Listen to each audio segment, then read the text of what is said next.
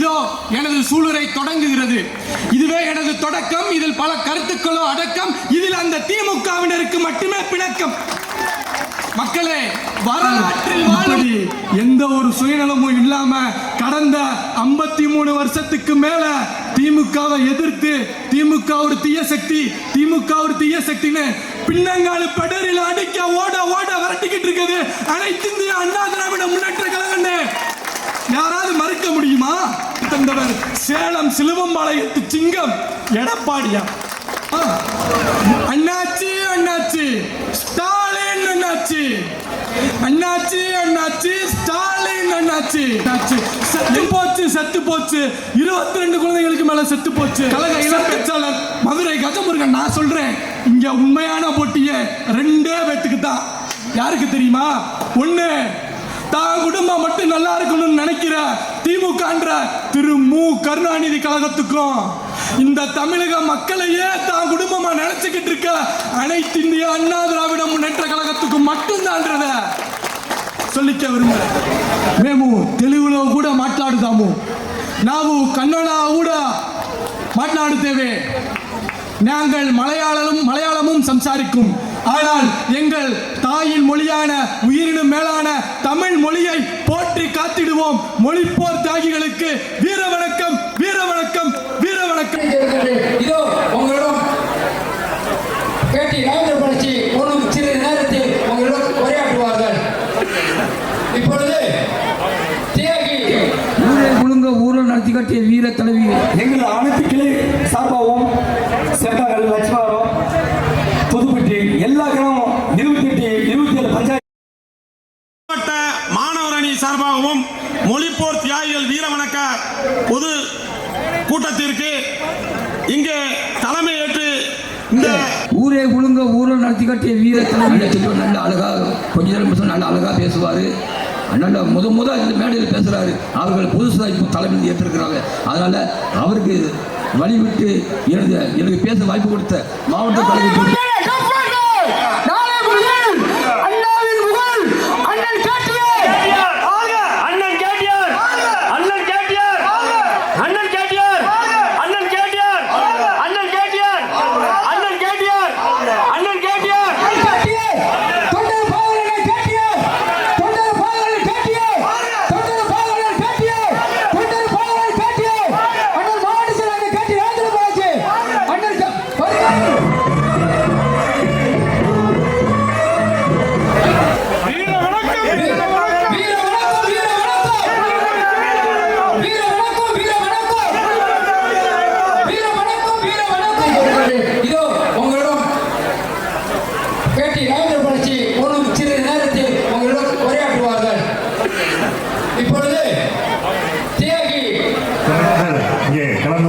மகளிர் அணி நிர்வாகிகளே மற்றும் பொதுமக்களே, தாய்மார்களே, உங்கள் அனைவருக்கும்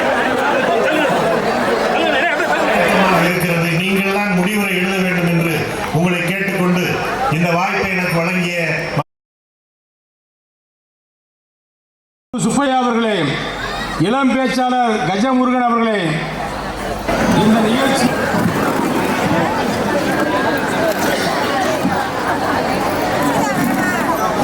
ஒற்றை தமிழ் மகன் உள்ளவரை அற்றை தமிழ் தாய் பாதம் தொட்டு மற்ற இனத்தாருக்கு மண்டியிடா மாத்தமிழன் மண்டியிட்டால் பெற்றோர் மீது ஐயம், சுற்றத்தின் மீது ஐயம் என சற்றன சாற்று என்ற பாவலர் ஏறுவின் பொன்னடி தொட்டு எண்ணுரை தொடங்குகிறேன். இந்த நிகழ்ச்சியை சீரும் சிறப்புமாக தலைமையேற்று நடத்தி கொண்டிருக்கும் கோட்டையூர் அப்பா பெரியசாமி பத்திராயிருப்பு தெற்கு ஒன்றிய கழக செயலாளருக்கும் இந்த நிகழ்ச்சியில் சிறப்புரை ஆற்றவிருக்கும் உதவி என்று கேட்டு போனால் இல்லை என்று சொல்ல இல்லாத அளவிற்கு வாரி வழங்கும் கைகளுக்கு சொந்தக்காரர் அப்பா கேட்டி ராஜேந்திர பாலாஜி அவர்களின் வாழ்த்துக்களோடும் எனக்கு முன் தலைமை கழக பேச்சாளர் அப்பா சுறுசுறுப்பு சுப்பையா அவர்கள் சிறப்பாக பேசியிருந்தார் அவர்களுக்கும், மாவட்ட மாணவர் அணி செயலாளர் அண்ணன் பி ராஜ்குமார் அவர்களுக்கும் மற்றும் கழகத்தின் அனைத்து ரத்தங்களே உங்களது அனைவருக்கும் எனது முதற்கண் வணக்கத்தை தெரிவித்துக் கொண்டு இதோ எனது சூளுரை தொடங்குகிறது. இதுவே எனது தொடக்கம். இதில் பல கருத்துக்களோ அடக்கம். இதில் அந்த திமுகவினருக்கு மட்டுமே பிணக்கம். மக்களே, வரலாற்றில் வாழும் மொழிகள் பல.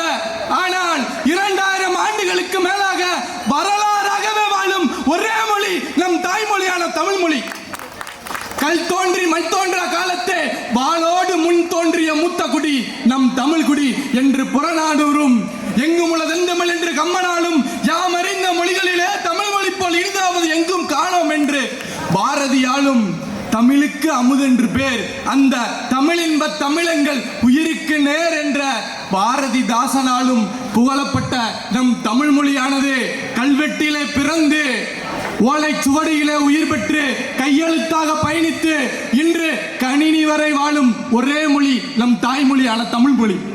அத்தகைய மொழியை அழிக்க நினைத்தவர்களுக்கு மத்தியில் தங்களையே அழித்துக் கொண்டு தமிழ் மொழியை வாழச் செய்தவர்களுக்கு வீர வணக்க நாள் இன்று. அது மட்டுமா, தமிழை அழிக்க நினைத்து இந்தியை வளர்க்க நினைத்தவர்களை எதிர்த்து 1938 நடராஜனும் தாளமுத்துவும் கைது செய்யப்பட்டு சிறையிலே துன்புறுத்தப்பட்டு மருத்துவ உதவி வேண்டுமென்றால் மன்னிப்பு கடிதம் கொடுங்கள் அப்போதுதான் கிடைக்கும் என்று அச்சுறுத்தியவர்களை அச்சுறுத்தும் வகையில் தனது உயிரை துறந்து தமிழ் மொழியை உலகம் முழுவதும் பறக்கச் செய்தவர்கள் அவர்களை தொடர்ந்து திருச்சி சின்னசாமி அவர்களையும் மேலும் பலர் தங்களது உயிர்களை தீக்கிரையாக்கியும் நஞ்சுண்டும் தமிழ் மொழிக்காக போராட்டம் நடத்தினர். இங்க உட்கார்ந்திருக்கீங்களா தாய்மார்களே, அன்னைக்கு நம்ம தமிழ் மொழிக்காக பல பெண்கள் தங்களுடைய குழந்தைகளுடன் சிறை சென்றார்கள், உங்களுக்கு தெரியுமா? அது மட்டுமின்றி அன்றைய போராட்டத்திலே கலந்து கொண்ட கர்ப்பிணி பெண் ஒருவர் தன்னுடைய கரு சிதைந்தும் நம் மொழி சிதையக்கூடாது என்று போராடிய தமிழ் மக்களை கொண்டவர்கள் நம் தமிழினம். இன்னைக்கு நீங்க அப்படிலாம் தியாகம்லாம் ஒன்றும் செய்ய வேணாம். London bridge falling down, baba black sheep, rain கோவாவேன்னு ஆங்கில மொழிக்கு முக்கியத்துவம் கொடுத்து உங்களது பிள்ளைகளுக்கு கற்றுத் தருவதை நிறுத்திவிட்டு நம் தமிழ் மொழியில் திருக்குறள், மூதுரை, அகநானூறு, புறநானூறு முடியலையா, அம்மா இங்கே வா வா, ஆசை முத்தம் தாத்தா, நிலா நிலா ஓடிவா என்று உங்களது பிள்ளைகளுக்கு தமிழ் மொழியை முக்கியத்துவம் கொடுத்து கற்றுக் கொடுங்கள். அதுவே போதுமானது. மக்களே, இன்னொன்று நல்லா சிந்திச்சுக்கங்க. இந்த உலகத்தில் உள்ள ஒவ்வொருவரும் அவரவர் தாய்மொழியை பேசிக் கொண்டிருக்கின்றனர். ஆனால் தமிழர்களாகிய நாம் அந்த மொழிகளுக்கெல்லாம் தாயாக விளங்கக்கூடிய தமிழ் மொழியை பேசிக் கொண்டிருக்கின்றோம் என்பதை ஒருபோதும் மறந்து விடாதீர்கள். அடுத்ததாக மக்களே, இன்னைக்கு அரசியல் எப்படி இருக்கு தெரியுமா? அரசியல் என்பது ஒரு பம்பர சாட்டை. மக்களே, அரசியல் என்பது ஒரு பம்பர சாட்டை. அதை வைத்து புரட்சி தலைவர் அன்று திருத்தினார் நாட்டை. புரட்சி தலைவி அம்மா அவர்கள் அன்று திருத்தினார் நாட்டை. அதிலே விழுந்தது இன்று மிகப்பெரிய ஓட்டை. இதை சட்டசபையில் சொன்னால் கிளியும் என் சட்டை. இன்று பாருங்கள் நாடுபடும் பாட்டை. மொத்தத்தில் ஓட்டு போட்ட மக்களுக்கோ பெரிய முட்டை. எனவே மக்களே, இந்நிலையை மாற்றி அமைக்கும் நிலை உங்களிடம் மட்டும்தான் உள்ளது. சரி, ஆமா, எங்கிட்ட தான் இருக்கு, நாங்க தான் மாற்றி அமைக்க முடியும், எங்களால தான் முடியும். நாங்க ஏன் எடப்பாடி ஐயாக்கு ஓட்டு போடணும், நாங்க வேற யாருக்காவது ஓட்டு போட்டு மாற்றத்தை கொண்டு வரலான்ற உங்க மைண்ட் வாய்ஸ் எனக்கு கேட்குது. ஆனா ஒரு சின்ன நிகழ்வு சொல்றேன், அது மூலியமா நீங்க யாருக்கு ஓட்டு போடணும்னு முடிவு பண்ணிக்கங்க. அதாவது ஒரு 50 கிலோ அரிசி முட்டைய ஒரேதான் தூக்க முடிஞ்ச அடிமட்டத்தில் இருக்க கூலி தொழிலாளியால அதை ஒரேதான் காசு கொடுத்து வாங்க முடியுமா? அதே 50 கிலோ அரிசி முட்டைய ஒரேதா காசு கொடுத்து வாங்க முடிஞ்சவனால அதை ஒரேதா தூக்க முடியுமா? முடியாது. அப்படி காசு கொடுத்து வாங்க முடிஞ்சவனோட மகனுக்கு அதை காசு கொடுத்து வாங்க மட்டும்தான் தெரியும். ஆனா அந்த மூட்டை தூக்குற பாருங்க ஒருத்தன், அவனோட மகன் வருவான், அவனுக்கு அந்த மூட்டை தூக்குறதோட வலியும் தெரியும், அந்த அரிசியோட அருமையும் புரியும். அப்படித்தான் மக்களே, அந்த அரிசியும் இந்த ஆட்சியும் ஒண்ணுதான்.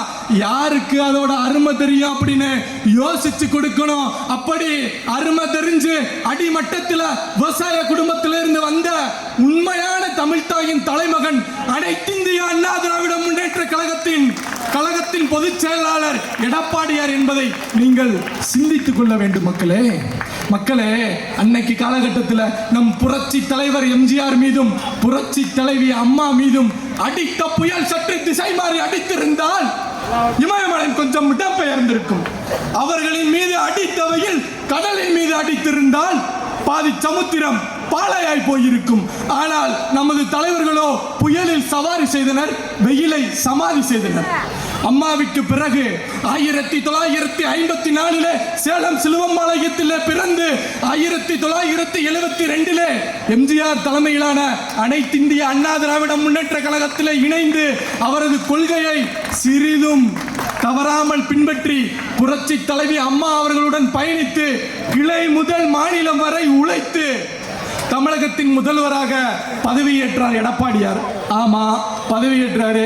பதவியேற்று இந்த விருதுநகர் மக்களுக்கு என்ன செய்தார்னு கேட்கும் மூடர்களே, விருதுநகர் மக்களுக்காக, விருதுநகரில் உள்ள அரசு பள்ளி மாணவர்களுக்காக அரசு மருத்துவமனை, மருத்துவக் கல்லூரியை கொண்டு வந்தார் எடப்பாடியார்.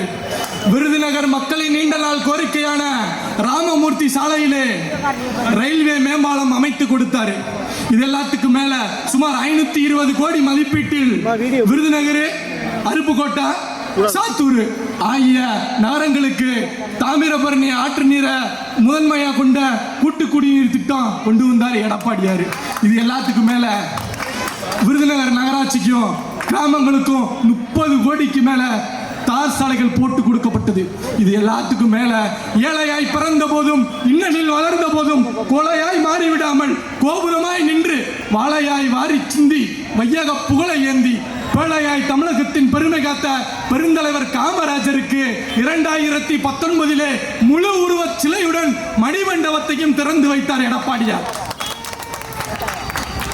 எனவே மக்களே, இன்னைக்கு ஒருத்தர் வந்துகிட்டு திமுக ஒரு தீய சக்தி, திமுக ஒரு தீய சக்தி, திமுக ஒரு தீய சக்தி, நாங்க தான் தூய சக்தி, தூய சக்தி, தூய சக்தின்னு சொல்லிக்கிட்டு இருக்காரு. அவரு 2021 தேர்தலுக்கு ஓட்டு போட கருப்பு சிகப்பு சைக்கிள்ல போய் நான் திமுகவுக்கு தான் ஓட்டு போடுறேன், நீங்களும் திமுகவுக்கு ஓட்டு போடுங்கன்னு மறைமுகமா சொன்னாரு அண்ணன் விஜய் அவர்கள். அன்னைக்கு தெரியலையா அவருக்கு திமுக ஒரு தீய சக்தின்னு? கட்சி ஆரம்பிக்கிறதுக்கு 2 வருஷத்துக்கு முன்னாடி வரைக்கும் தூய சக்தியா இருந்துச்சு திமுக. ஏன்னா படம் நடிக்கணும், உதயநிதி வேணும், ரெட் ஜெயிண்ட் வேணும். ஆனா இன்னைக்கு கட்சி ஆரம்பிச்சதுக்கு அப்புறம் தூய சக்தி ஆயிருச்சு திமுக. சிலர் ஆசைக்கும் தேவைக்கும் வாழ்வுக்கும் வசதிக்கும் ஊரார் கால் பிடிப்பார், ஒரு மானமில்லை அதில் ஈனமில்லை, அவர் எப்போதும் வால் பிடிப்பார். இப்படி எந்த ஒரு சுயநலமும் இல்லாம கடந்த 53 வருஷத்துக்கு மேல திமுகவை எதிர்த்து திமுக ஒரு தீய சக்தி, திமுக ஒரு தீய சக்தின்னு பின்னங்கால படரில் அடிக்க ஓட ஓட விரட்டிக்கிட்டு இருக்குது அனைத்து இந்திய அண்ணா திராவிட முன்னேற்ற கழகம்னு யாராவது மறுக்க முடியுமா? இது எல்லாத்துக்கும் மேல அரசியலுக்கு பின் சொக்கத்தங்கமாக மாறிய அண்ணன் விஜய் அவர்களே, தமிழகத்தை காக்க வந்த கட்சிக்கும் சிங்கமே, ஜனநாயகத்தை காக்க வந்த ஜனநாயகனே, உங்களது ஜனநாயகன் படத்தை டிக்கெட்டுக்கு 500 முதல் 5000 வரை கூட வச்சு கோடி கோடியா சம்பாதிக்கிற பணத்துல சம்பளம் வாங்கணும்ன்ற உங்க எண்ணத்தை விட்டுட்டு உங்கள் ரசிகர்களுக்கும் சாமானியர்களுக்கும் நியாய விலையில் ஜனநாயகன் படத்தை வெளியிட்டு முதல் ஊழல் ஒழிப்பாக சினிமா துறையிலே புரட்சி செய்து பிறகு வாருங்கள் ஜனநாயகத்தை காக்க. வாய்ப்பில்லை ராஜா, வாய்ப்பில்லை. அண்ணன் விஜய் அவர்கள் சொல்றாரு, உங்க அண்ணன் என்ன சொல்றது, கழக இளம் பேச்சாளர் மதுரை கஜமுருகன். நான் சொல்றேன், இங்க உண்மையான போட்டியே 2 பேத்துக்கு தான். யாருக்கு தெரியுமா? ஒண்ணு, தான் குடும்பம் மட்டும் நல்லா இருக்கணும்னு நினைக்கிற திமுக திரு மு கருணாநிதி கழகத்துக்கும், இந்த தமிழக மக்களையே தான் குடும்பமா நினைச்சுக்கிட்டு இருக்க அனைத்து இந்திய அண்ணா திராவிட முன்னேற்ற கழகத்துக்கும் மட்டும்தான் சொல்லிக்க விரும்புறேன். அதுக்கு ஒரு சின்ன எடுத்துக்காட்டு சொல்றேன், கேளுங்களேன். ஒரு சாமானியனான ஒரு சாமானியனுக்கும் அவனது திறமைக்கும் இவ்வளவு பெரிய அங்கீகாரத்தை கொடுத்து இப்படிப்பட்ட மேடையிலே பேச வைத்ததோடு மட்டுமல்லாமல் உண்மை உழைப்பு என்று உழைத்துக் கொண்டிருந்தால் வருங்காலத்திலே உங்களது உயர்வு எப்படி இருக்குமே ஆனால் சட்டசபையிலோ நாடாளுமன்றத்திலோ உங்களது குரல் ஒலிக்குமே ஆனால் ஆச்சரியமில்லை என்று ஒரு சாமானியனை கூட உயர்த்தி பார்க்க நினைக்கும் ஒரே கழகம் அனைத்து இந்திய அண்ணா திராவிட முன்னேற்ற கழகத்தை இன்னைக்கு நீங்க கண் கூட பார்த்துக்கிட்டு இருக்கீங்க மக்களே. இன்னைக்கு நீங்க கண்கூட பார்த்துக்கிட்டு இருக்கீங்க.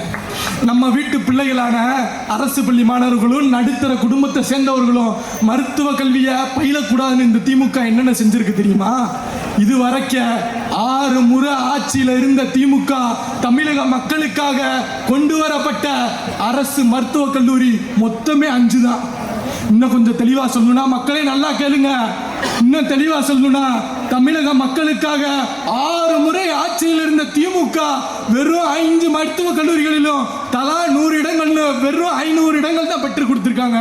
ஆனா 13 தனியார் மருத்துவ கல்லூரிகளை கொண்டு வந்து நம்ம இல்ல இல்ல இல்ல இல்ல 13 தனியார் மருத்துவ கல்லூரிகளை கொண்டு வந்து நம்ம வீட்டு பிள்ளைகளான அரசு பள்ளி மாணவர்கள் கனவில் கூட நினைத்து பார்க்க முடியாத அளவுக்கு மருத்துவ கல்வியை மிகப்பெரிய வியாபாரமா மாத்தினது இந்த திருட்டு திமுக.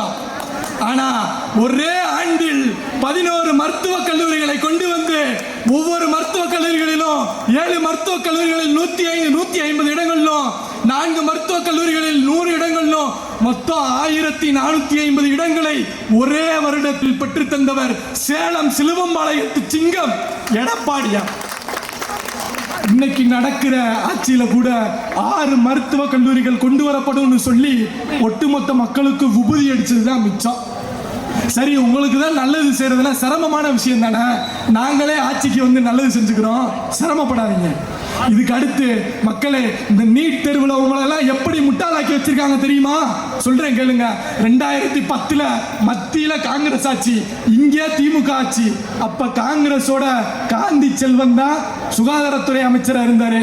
அப்ப 2012 எதிர்த்து அம்மா நீட் தேர்வை எதிர்த்தாங்க. மெடிக்கல் கவுன்சில் மூலமா கொண்டு வரப்பட்ட நீட் தேர்வை 2013 காங்கிரஸ் போராடி மறுபடியும் நீட்டை நடத்துது. திரும்ப 2013 அம்மா நீட்டை எதிர்த்து நடத்தவே கூடாதுன்னு தீர்ப்பு வாங்குறாங்க. திரும்ப போராடி 2017 நீட்டை நடத்துது. இப்படி நடந்துகிட்டே இருக்கு மக்களே, இப்படி போயிட்டே இருக்கு. 2020 நீங்க நீட் தேர்வை நடத்துங்க, நடத்தாம போங்க, நாங்க என்ன செய்யறோம்ன்றத வேடிக்கை பாருங்கன்னு ஒரு அரசு பள்ளி மாணவனோட வழி இன்னொரு அரசு பள்ளி மாணவனுக்கு தான் தெரியும் என்பது போல் முன்னாள் அரசு பள்ளி மாணவனான எடப்பாடியார் ஆளுநர் ஒப்புதல் கொடுக்காத போதும் தன்னுடைய சுய சிந்தனையால் முதலமைச்சரின் அதிகாரத்தின் கீழ் அரசியலமைப்பு சட்டம் 162 படி அதிரடியாக அரசாணை நிர்ணயித்தார், அதிரடியாக அரசாணை வெளியிட்டார். அதாவது மக்களே, இந்த கடவுள் கூட கேட்டாதான் வரம் கொடுப்பாருன்னு சொல்லுவாங்க. மக்களே நல்லா கேளுங்க, இந்த கடவுள் கூட கேட்டாதான் வரம் கொடுப்பாரு. ஆனா நம்ம வீட்டு பிள்ளைகளான அரசு பள்ளி மாணவர்களுக்கு கேட்காமலேயே 7.5% இடஒதுக்கீடுன்ற வரத்தை கொடுத்தது நம்ம எடப்பாடியாரு. அது எப்படி வரம்னு சொல்றீங்க நீங்க அப்படின்னு கேட்கலாம். அதாவது ஆண்டுக்கு இந்த 7.5% இடஒதுக்கீட்டுக்கு முன்னாடி அரசு பள்ளியில இருந்து மாணவர்களாகிற நம்ம வீட்டு பிள்ளைகளோட எண்ணிக்கை வெறும் 5 தான் இருந்துச்சு. ஆனா இந்த 7.5% இடஒதுக்கீட்டுக்கு அப்புறம் 500 மாறி இருக்குன்னா இது வரம் தானே? அதோட நிப்பாட்டிட்டாரு நினைக்கிறீங்களா நம்ம எடப்பாடியாரு? வரத்துக்கே வரம் கொடுத்த மாதிரி அந்த அரசு பள்ளி மாணவர்கள் 7.5% இடஒதுக்கீட்டில் வர அரசு பள்ளி மாணவர்களுக்கு அரசே கல்வி செலவை ஏற்கும்னு வரத்துக்கே வரம் கொடுத்தவர் நம்ம எடப்பாடியார் தானே? அன்னைக்கு நம்ம 7.5% இடஒதுக்கீட்டை கொண்டு வந்தப்ப அதை 10% கொடுக்கணும்னு வெற்று குறை கூறிய திமுக இப்ப ஆட்சிக்கு வந்து 4.5 வருஷம் ஆச்சு, கொடுத்திருக்கலாம்ல, கொடுக்கல. எப்படி கொடுப்பாங்க? அவங்க தான் உங்களை ஏமாத்தி எப்படியாவது ஆட்சியை பிடிக்கணும்னு 2021 திமுக ஆட்சிக்கு வந்தா முதல் கூட்டத்தொடரில் நீட் ரத்து செய்யப்படும் அப்படின்னு சொன்னது 2ஆம் கலைஞர் ஸ்டாலின். நீட் ரகசியத்தை, நீட்டை விளக்குற ரகசியம் எங்களுக்கு மட்டும்தான் தெரியும் சொன்னது 3ஆம் கலைஞர் உதயநிதி. தமிழ்நாட்டில் எதை வேணா நடத்தி காட்டலாம், ஆனா இந்த திமுக ஆட்சிக்கு வந்த பிறகு நீட் நடக்கவே நடக்காது அப்படின்னு சொன்னது யார் தெரியுமா? 4ஆம் பெண் கலைஞர் கனிமொழி. இப்படி மக்களை ஏமாற்றி ஆட்சிக்கு வந்த பிறகு நாங்க போராடுவோம்னு தான் சொன்னோம், நீக்குவோன்னு சொல்லல. மத்தியில காங்கிரஸ் ஆட்சிக்கு வரல, அதனால எங்களால நீக்க முடியலன்னு முதல்வர் ஸ்டாலின் ஒப்புதல் அளிக்கிறாரு. கொண்டு வந்ததே காங்கிரஸ் தானையா, என்னையா எங்க மக்களை இப்படி ஏமாத்திக்கிட்டு இருக்க? ஆனா அன்றைய அதிமுக ஆட்சியிலே மாணவர்களுக்காக 7.5% இடஒதுக்கீடு கொண்டு வந்தவர் எடப்பாடியார். ஒரே ஆண்டில் 11 மருத்துவக் கல்லூரிகளை கொண்டு வந்தவர் எடப்பாடியார். காற்றாலை மின் உற்பத்தியில் தமிழகத்தை முதலிடம் பிடிக்க செய்தவர் எடப்பாடியார். உணவு தானிய உற்பத்தியில் தமிழகத்தை முதலிடம் பிடிக்க செய்தவர் எடப்பாடியார். 12,110 கோடி விவசாய கடனை தள்ளுபடி செய்தவர் எடப்பாடியார். கிறிஸ்தவர்களுக்காக ஹஜ் புனித பயணத்துக்கான மானியத்தை 10 கோடியாக உயர்த்தியவர் எடப்பாடியார். 60 ஆண்டு கால அத்திக்கடவு அவிநாசி திட்டத்தை நிறைவேற்றியவர் எடப்பாடியார். நம்ம வீட்டு பிள்ளைகளான சகோதரிகளுக்கு 12.51 லட்சம் சகோதரிகளுக்கு தாலிக்கு தங்கம் கொடுத்தவர் எடப்பாடியாரு. பெருங்கொரோனாவையே ஓட ஓட விரட்டியவர் எடப்பாடியாரு. விவசாயிகளின் நலனுக்காக டெல்டா மாவட்டங்களை பாதுகாக்கப்பட்ட வேளாண் மண்டலம் அறிவிச்சது எடப்பாடியாரு. இப்படி பல திட்டங்களை கொண்டு வந்த எடப்பாடியாரு கிராமப்புற பெண்களின் வாழ்வாதாரத்தை உயர்த்த 1,11,444 கறவை மாடுகளையும் 52,88,608 வெள்ளாடு மற்றும் செம்மறியாடுகளை கொடுத்து அவர்களின் வாழ்வாதாரத்தை மேம்படுத்த செய்தவரும் எடப்பாடியார் தான். இப்படி எடப்பாடியார் 4 வருஷம் ஆட்சியில் இருந்தார் மக்களே. அதுல 2 வருஷம் கொரோனாலேயே போயிருச்சு. மிச்சம் இருந்த 2 வருஷத்துல அவர் கொண்டு வந்த திட்டங்களை அடுக்கிக்கிட்டே போகலாம் மக்களே. இதே மாதிரி இந்த திமுக இந்த ஆட்சியில் என்ன பண்ணாங்கன்னு சொல்லவா? அதிமுக ஆட்சியில கொண்டு வரப்பட்ட மருத்துவ கல்லூரிகளுக்கு ஸ்டிக்கர் ஒட்டி திறந்து வைத்தது திமுக. நீட் தேர்வை ரத்து செய்யறேன்னு முக்கிய வாக்குறுதியா சொல்லி அதை காத்துல பறக்க விட்டுச்சு திமுக. உட்கார்ந்துருக்க தாய்மார்களை உங்களுக்கு ஞாபகம் இருக்கான்னு தெரியல. எடப்பாடியார் வந்து வீட்டுக்கு 6 சிலிண்டர் தரேன்னு சொன்னாரு. அதை நம்பாம சிலிண்டருக்கு 100 ரூபா மானியம் தரேன்னு சொன்ன திமுகவை நம்பி ஓட்டு போட்டீங்க. 2023 மத்திய அரசு 200 ரூபா மானியம் தரேன்னு முன் வந்தப்ப கூட அந்த 100 ரூபாயை பத்தி வாயை திறக்கல இந்த திமுக. இதுல 75% வேலை வாய்ப்பு தமிழர்களுக்காக பாதுகாக்கப்படும், அரசு மட்டுமின்றி தனியார் துறைகளுக்குன்னு சொல்லி ஒட்டுமொத்த மக்களுக்கும் ஒட்டுமொத்த அரசு ஊழியர்களுக்கும் உபதி அடிச்சதுதான் மிச்சம். இது எல்லாத்துக்கும் மேல இப்ப திருந்த அப்ப திருந்துன்னு பார்த்தாங்க இந்த அரசு ஊழியர்கள்லாம். ஆனா திருந்தவே இல்லை. ஏன் தெரியுமா? பழைய ஓய்வூதிய திட்டம்னு ஒன்று அறிவிச்சு அதை கொண்டு வராம அவர்களை ஏமாத்தி ஒட்டுமொத்த அரசு ஊழியர்களுக்கும் புதிய ஓய்வூதிய திட்டமான பங்களிப்பு ஓய்வூதிய திட்டத்தை ஒண்ணுமே பண்ண முடியாம அவங்களுக்கு உபதி அடிச்சது மிச்சம். இது எல்லாத்துக்கும் மேல மக்களை நல்லா கேளுங்க, இது எல்லாத்துக்கும் மேல பாட்டிலுக்கு 10 ரூபான்னு ஊழல் செஞ்சது மட்டும் இல்லாம அந்த 10 ரூபா ஊழலை மறைக்க 10 ரூபாயை திருப்பி கொடுத்துருவோன்னு காலி பாட்டில்களை திரும்ப பெறும் திட்டம் ஒண்ணு கொண்டு வந்தா பாருங்க. அங்க நிக்கிறாங்க அந்த திமுக காரங்க. இது எல்லாத்துக்கும் மேல நம்மளுக்கு தான் இப்படி துரோகம் செஞ்சிருச்சுன்னு நினைச்சா அங்க காணோம் காவல்துறை அதிகாரி ஒருத்தர் நின்றுகிட்டு இருந்தாரு. இந்த கூட்டத்தில் கூட கடமை கண்ணியம் கட்டுப்பாடுன்னு பணி செஞ்சுக்கிட்டு இருக்க காவலர்களின் ஓட்டுக்காகவும் அவர்களின் குடும்பத்தின் ஓட்டுக்காகவும் பதவி உயர்வு ஆண்டு வரம்ப 25 20 குறைக்கிறேன்னு அவங்களுக்கும் ஒரு பெரிய நாமத்தை போட்டுச்சு இந்த திமுக தான். எனவே மக்களே இப்படி சொல்லிக்கிட்டே போகலாம். முதலாம் வந்து சொல்லுவாங்க மக்களே, இந்த கரண்ட்டை வந்து தொட்டாதான் சாக்கடிக்குன்னு சொல்லுவாங்க. உங்களுக்குலாம் தெரியும் தானே? ஆனா இன்னைக்கு கரண்ட் பில்லை கேட்டாலே சாக்கடிக்குதா? சும்மா அதிருது இல்ல இந்த திமுக ஆட்சி.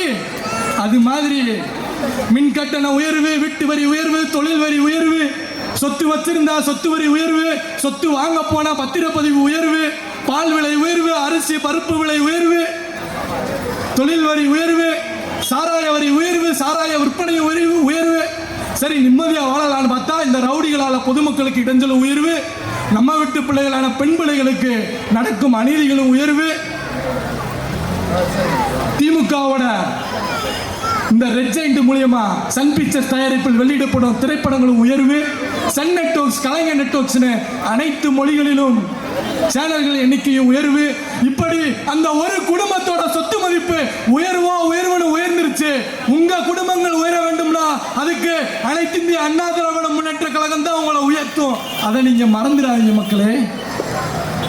இது எல்லாத்துக்கும் மேல நம்ம பல திட்டங்களை கொண்டு வந்து மக்களுக்கு பல நன்மைகளை செஞ்சு என்னென்னமோ செஞ்சு மக்களுக்கு வாழ வைக்கலாம்னு நினைச்சாரு எடப்பாடியாரு.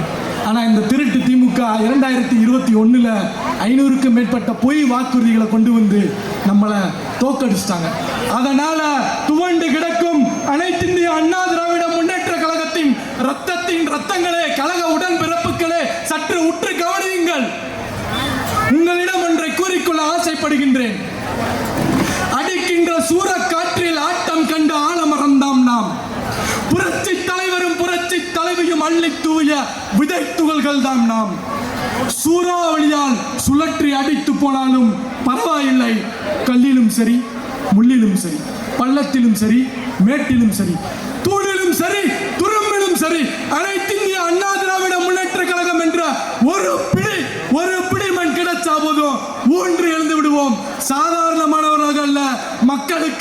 வெறித்தனமாக நன்மை செய்பவர்களாக. மக்களை இது எல்லாத்துக்கும் மேல இந்த திமுக நீட் சமாச்சாரத்தில் நம்மளை ஏமாத்துச்சுல, அதனால நம்ம வீட்டு பிள்ளைகளான 22 குழந்தைங்க செத்து போச்சு. அது உங்களுக்கு தெரியுமா? அண்ணாச்சி அண்ணாச்சி ஸ்டாலின் அண்ணாச்சி, அண்ணாச்சி அண்ணாச்சி ஸ்டாலின் அண்ணாச்சி, என்னாச்சு என்னாச்சு நீட் ரகசியம் என்னாச்சு? அண்ணாச்சி அண்ணாச்சி ஸ்டாலின் அண்ணாச்சி, என்னாச்சு என்னாச்சு நீட் ரகசியம் என்னாச்சு? செத்து போச்சு செத்து போச்சு, 22 குழந்தைகளுக்கு மேல செத்து போச்சு, செத்து போச்சு செத்து போச்சு, 22 குழந்தைகளுக்கு மேல செத்து போச்சு. இவ்வாறு நம் வீட்டு பிள்ளைகள் தற்கொலை செய்து கொண்டது வேதனை அடைய செய்கிறது. மக்களே, இப்படி தற்கொலை செய்து கொண்ட உயிர்களுக்கு இந்த திருட்டு திமுக தான் மக்களை பொறுப்பு. இந்த நேரத்தில் நம்ம வீட்டு பிள்ளைகளான மாணவர்களுக்கு ஒரு அறிவுரை சொல்ல ஆசைப்படுறேன். இவ்வாறு நீட் தேர்வையும் தன் வாழ்க்கையில் தோல்வி பயத்தையும் எதிர்கொள்ள முடியாத அளவுக்கு கோழையாக இருந்தால் இன்றே போய் தற்கொலை செய்து கொள்ளுங்கள். பெற்றோர்கள் நம்ம பிள்ளைகளுக்கு நீங்களே சோத்துல வசத்தை வச்சு கொன்றுங்க. நம்ம பிள்ளைங்க கோழைகளை சாகக்கூடாது. ஆனா தற்கொலை செய்து கொள்ளும் அளவிற்கு, எப்படி தற்கொலை செய்து கொள்ளும் அளவிற்கு தைரியம் இருந்தால் வாழ்ந்து காட்டுங்கள். வெற்றி நிச்சயம். ரத்தம் ஒரு சொட்டு மிச்சம் இருந்தாலும் என்னைக்கும் விடாமுயற்சின்னு போராடிக்கிட்டே இருங்க. உங்களை காப்பாற்ற அப்பா எடப்பாடியாரு வந்துகிட்டே இருக்காரு. 2026 உங்களுக்கான ஒரு நிரந்தர தீர்வை கொண்டு வந்து உங்களை காப்பாற்றும் சேலத்து சிலுவம்பாளையத்து சிங்கம் எடப்பாடியார் வந்துகிட்டு இருக்காரு. எனவே மக்களே, ஆட்சி கட்டிலில் எடப்பாடியார் அமர்த்தப்படுவார். ஆட்சி கட்டிலில் அமர்ந்த எடப்பாடியார் பெண்களின் நலனுக்காக, பெண்களின் வாழ்வாதாரத்தை உயர்த்த மாதம் 2000 வழங்கப்படும். நம்ம வீட்டு பிள்ளைகளான சகோதரிகளுக்கு மானிய விலையில் 2 சக்கர வாகனங்கள் வழங்கப்படும். 100 நாள் வேலை திட்டம் 150 நாட்களாக உயர்த்தப்படும். வீடு இல்லாதவர்களுக்கு அம்மா இல்லம் திட்டம் செயல்படுத்தப்படும். இது எல்லாத்துக்கும் மேல நம்ம மாவட்டத்துக்கு மருத்துவக் கல்லூரி கிடைச்சிருச்சு. கிடைக்காத மாவட்டத்துக்குலாம் வேணும் இல்லையா? அதனால மாவட்டந்தோறும் மருத்துவக் கல்லூரி கனவும் நிறைவேற்றப்படும். இது எல்லாத்துக்கும் மேல ஆட்டோ ஓட்டுநர்களுக்கு 75,000 மானியம் வழங்கப்படும். விவசாயிகளுக்காக பல திட்டங்கள் கொண்டு வரப்படும். இப்படின்னு பல திட்டங்களை தீட்டிக்கிட்டு இருக்காரு எடப்பாடியாரு. இது எல்லாத்துக்கும் மேல இன்னைக்கு இந்த ஸ்டாலின் அரசு கொடுத்துச்சு பாருங்க. ஆட்சி முடிய போற நேரத்தில் ஓட்டுக்காக, தன்னோட சுயநலத்துக்காக 10 லட்சம் ஓட்டு உள்ள இறுதி ஆண்டு மாணவர்களை தேர்ந்தெடுத்து அவங்களுக்கு மட்டும் மடிக்கணினி கொடுத்து ஏமாத்தின மாதிரி இல்லாம 52 லட்சம் மாணவர்களுக்கு அவர்களின் கல்வியை மட்டுமே மையமாக கொண்டு +1 +2 மற்றும் 1ஆம் ஆண்டு கல்லூரி மாணவர்களுக்கு அன்னைக்கு கொடுத்த மாதிரி மீண்டும் மடிக்கணினி திட்டம் செயல்படுத்தப்படும். எனவே இவ்வாறு பல உன்னத திட்டங்களை உங்களுக்காக தீட்டிக் கொண்டிருக்கிறார்.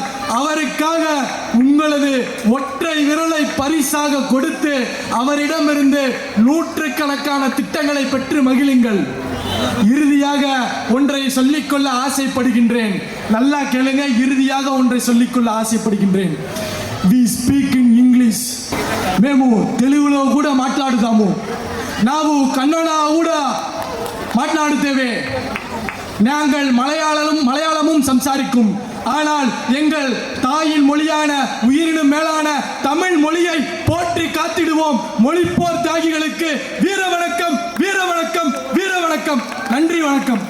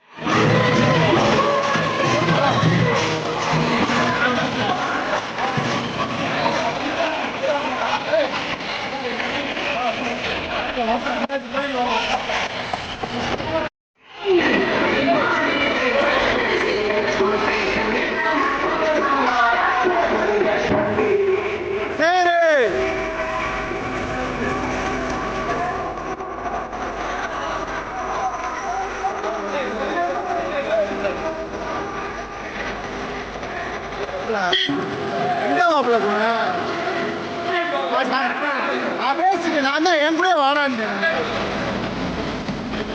யாரும்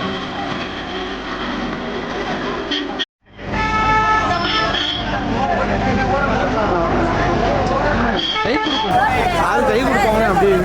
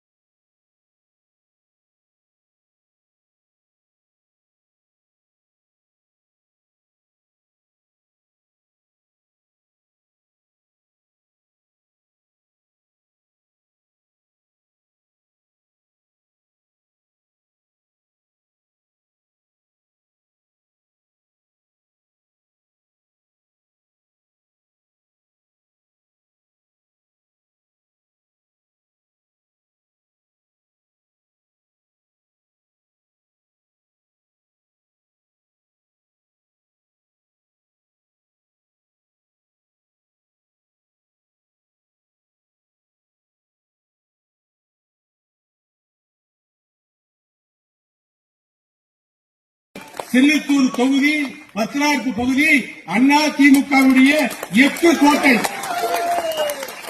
மொழிப்போர் தியாகிகளுக்கான நினைவஞ்சலி செலுத்தி வீரவணக்க நாள் பொதுக்கூட்டம். இந்த கூட்டத்தை நடத்தக்கூடிய தகுதி அனைத்து இந்திய அண்ணா திமுகவுக்கு தான் உண்டு. புரட்சித் தலைவர் எம்ஜிஆருக்கு உண்டு, அவர் இருக்கும் வரை. புரட்சித் தலைவர் அம்மாவுக்கு உண்டு, அவர் இறக்கும் வரை. இன்றைக்கு புரட்சி தமிழர் எடப்பாடியாருக்கு உண்டு, அவர் வாழும் வரை அந்த தகுதி அவருக்கு உண்டு. ஏனென்று சொன்னால் அண்ணா திமுக தான் மொழிப்போர் தியாகிகளை கௌரவப்படுத்திய முதல் இயக்கம். திமுக அண்ணாவுடைய மறைவுக்கு பின்பு திமுக மொழிப்போர் தியாகிகளுக்கு நடித்தது, வேஷம் போட்டது, அவர்களுக்கு வீர வணக்கம் செலுத்துவது போல் வேஷம் போட்டது. மொழிக்காக 37 தாளமுத்துராஜன் போன்றவர்கள் தங்களுடைய உடம்புகளை கருக்கி உயிர்த்தார்கள். அதற்கு பின்பு பல்வேறு காலகட்டங்களிலே அண்ணாவின் தலைமையில் உள்ள திமுக, புரட்சித் தலைவர் எம்ஜிஆர் அன்றைக்கு திமுகவிலே தளபதியாக இருந்தார். அண்ணாவுடைய வழக்கரங்களிலே சொல்கின்ற வீரவாளாக இருந்தால் அன்றைக்கு ஏற்பட்ட மொழி பிரச்சனையில் மொழிக்காக, தமிழ் மொழிக்காக இருந்த போராட்டத்தில் உங்களுக்கு சொல்கிறேன், புரட்சித் தலைவர் எம்ஜிஆரும் சிறை சென்றார். கலைஞர்கள் சிறைக்கு வர வேண்டாம், கலைஞர்கள் போராட்டத்துக்கு வர வேண்டாம், திரை நட்சத்திரங்கள் போராட்டத்தில் கலந்து கொள்ள வேண்டாம் என்று சொன்ன நேரத்திலும் புரட்சித் எம்ஜிஆர் போராட்டத்தில் கலந்து கொண்டு சிறை சென்ற வரலாறு உண்டு. இப்படி தலைவர் அண்ணா திமுகவுக்கு தான் வீர வணக்கம் செலுத்துகின்ற தகுதி உண்டு, திமுகவுக்கு கிடையவே கிடையாது. இன்றைக்கு மூலக்கொத்தல சுடுகாட்டில் போய் இன்றைய முதலமைச்சர் ஸ்டாலின் அங்கே வீர வணக்கம் செலுத்துகிறார். அந்த தகுதியெல்லாம் திமுகவுக்கு கிடையவே கிடையாது. கடைசி வரை இருக்கிற வரை மொழிப்போர் தியாகிகள் எல்லாம் இருந்த கட்சி, இறக்கிற வரை இருந்த கட்சி அண்ணா திமுக, எம்ஜிஆர் உருவாக்கிய அண்ணா திமுக. அண்ணாவின் மறைவுக்கு பின்னாடி அண்ணா உருவாக்கிய திமுக அண்ணா திமுகவாக உருமாறிவிட்டது. இப்போது இருக்கின்ற திமுக அது கருணாநிதி திமுக. அங்கே மொழிப்போருக்கு வேலை இல்லை, தமிழ் பற்றுக்கு வேலை இல்லை. தமிழுக்காக இயக்க நடத்தியவர்கள், தமிழுக்காக இயக்க நடத்தியவர்கள்